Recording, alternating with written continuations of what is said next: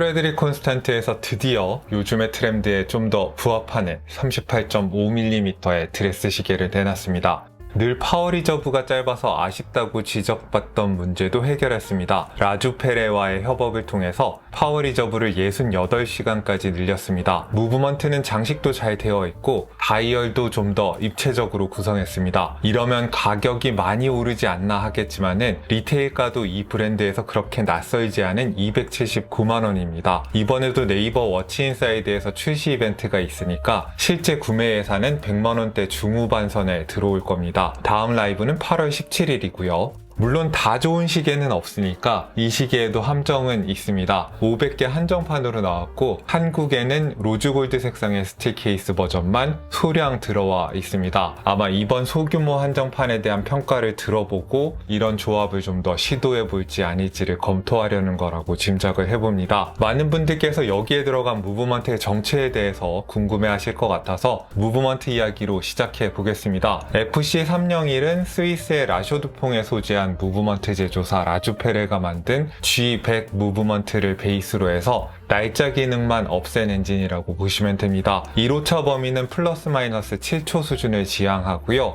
5차 조정 방식은 에타크론과 유사해 보이고 평범한 스위스 레버 에스케이프먼트를 채택하고 있습니다. 다만 내충격 장치를 우리가 많이 보던 잉카블록 대신에 키프사의 제품을 사용하고 있다는 게 특이점입니다. 꼭 다 그런 건 아니지만은 키프사의 제품은 좀 더 고가의 무브먼트에 많이 장착되는 경향이 있어서 이걸로 좋은 인상을 주려는 게 아닌가 생각이 됩니다. 시간당 28,800회, 초당 8회 진동의 부드러운 초침 움직임을 유지하면서 68시간의 파워 리저브를 달성하고 있습니다. 이 긴 파워 리저브를 가능하게 하는 건 주로 메인 스프링의 개선을 통해서인 것으로 보이고요. 이 긴 메인 스프링을 좀 더 효율적으로 감아주기 위해서 묵직한 텅스텐 소재의 로터를 달았습니다. 이 묵직한 로터가 축을 틀어버리지 않도록 추가적인 안전장치들을 많이 설치했다고 하고요. 직경이나 두께는 에타 2824나 셀리타랑 같이 만들어서 직접적으로 이 두 무브먼트를 대체할 수 있도록 겨냥을 했습니다. 하지만 구조적으로 설계상으로 봤을 때는 에타 계열보다는 미오타 9000번대 무브먼트로부터 받은 영향이 더 커 보입니다.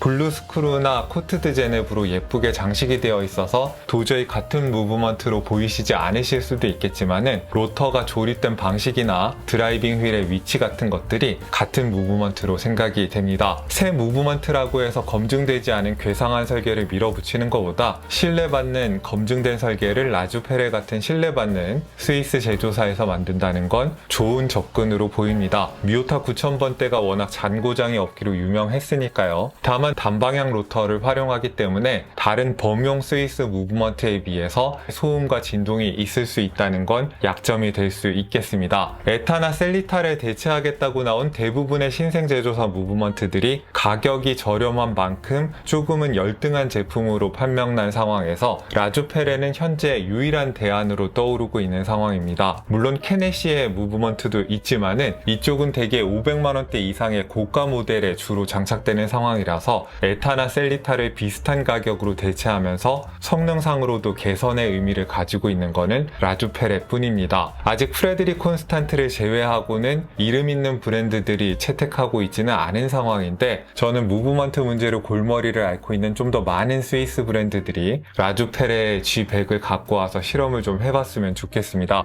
그럼 다시 프레드릭 콘스탄트의 시계로 돌아와서 컬렉션의 이름은 클래식 프리미어라고 정해져 있는데 그래서인지 기존의 클래식 라인업의 디자인을 계승하면서도 몇 가지 요소들이 프리미어답게 좀 더 고급스럽게 정돈되어 있습니다. 첫인상에서 가장 눈에 띄는 부분은 시계 유리와 케이스 디자인의 업그레이드입니다. 좀 더 높은 박스형의 사파이어 크리스탈을 채택해서 클래식 시리즈가 가진 특유의 곡선이 시계 유리에서부터 시작돼서 베젤과 러그로까지 좀 더 부드럽게 이어지도록 만들었습니다.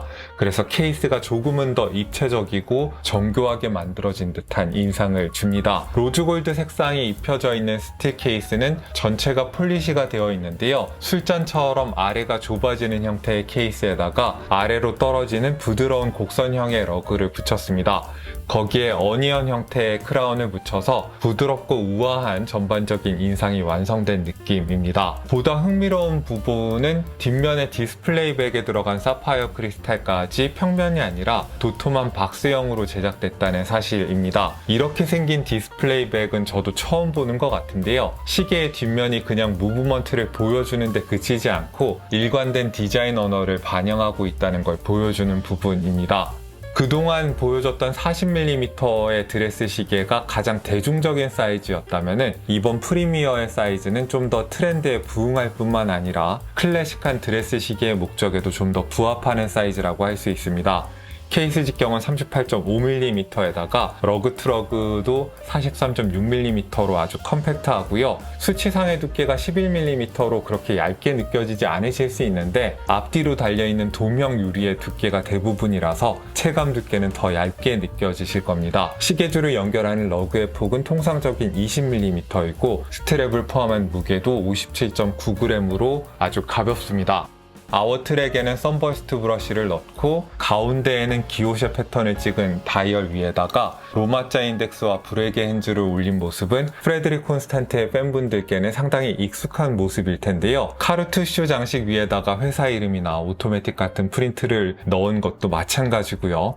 가장자리까지 밋밋한 평면으로 만드는 대신 부드러운 커브를 넣은 다이얼의 모습도 이 브랜드의 고급형의 모델에서는 종종 볼 수 있었던 것입니다. 하지만 다이얼의 디테일이 이전 모델들과 상당히 달라졌습니다. 우선 다이얼 가운데 부분과 아워트랙 사이에 좀 더 눈에 확 뜨이는 확실한 단차가 생겼습니다. 거기에 로마자 인덱스는 단순한 프린트가 아니라 아플리케 방식으로 제작되었습니다. 그래서 다이얼의 입체감과 깊이감이 좀 더 부각되어 보이는 한편으로 인덱스도 좀 더 굵직하고 선명하게 보입니다. 기호셰 패턴의 무늬 역시 그동안 많이 보셨던 클루드 파리 패턴 대신에 여러 개의 직사각형이 합쳐져서 정사각형을 만들고 90도 방향으로 서로 교차하는 좀 더 기하학적인 패턴으로 변경되었습니다. 멀리서 봐도 클루드 파리에 비해서 큼직한 정사각형 무늬가 교차하는 모습이 좀 더 도드라져 보이는 특징이 있습니다. 전반적으로 현대적인 시계 제작 방식을 통해서 좀 더 입체적이고 선명하게 보이는 다이얼이라고 정리할 수 있겠는데요. 하지만 이렇게 현대적인 만듦새를 자랑하면서도 철도 모양의 예스러운 챕터링을 통해서 클래식한 분위기는 계속 지켜나가고 있습니다. 게다가 다이얼의 대칭을 방해하는 날짜창까지 없애놓으니까 클래식함이 방해받지 않아서 좋습니다. 개인적으로는 이렇게 새롭게 리뉴얼된 다이얼이 아주 마음에 드는데요. 프레드릭 콘스탄트의 아이덴티티가 좀 더 확실하게 드러나는 것 같기도 합니다. 그러나 강조된 로마자 인덱스나 새로운 기호셰 패턴을 다소 낯설게 여길 분들도 있을 것 같다는 생각이 들기는 합니다. 뭐든지 좀 바꾸면은 낯설어하고 싫어하시는 분들이 생기기 마련이잖아요. 전반적으로 제 가격대보다 많이 비싸 보이는 시계인데 스트랩이 살짝 환상을 깨트리고 있습니다. 송아지 가죽에다가 악어 가죽 무늬를 입힌 스트랩인데요. 얼핏 그럴싸하기도 하지만은 보급형 드레스 시계에서 많이 보던 스트랩보다 살짝 나은 정도의 퀄리티입니다. 버클도 평범한 핀버클인 게 아쉽고요. 물론 길들이면은 처음에 딱딱함이 많이 풀어지는 쓸 수 있는 정도의 퀄리티이고 나쁘지는 않은데 시계의 다른 부분이 너무 잘 만들어지다 보니까 유독 눈에 거슬리는 부분이 있습니다.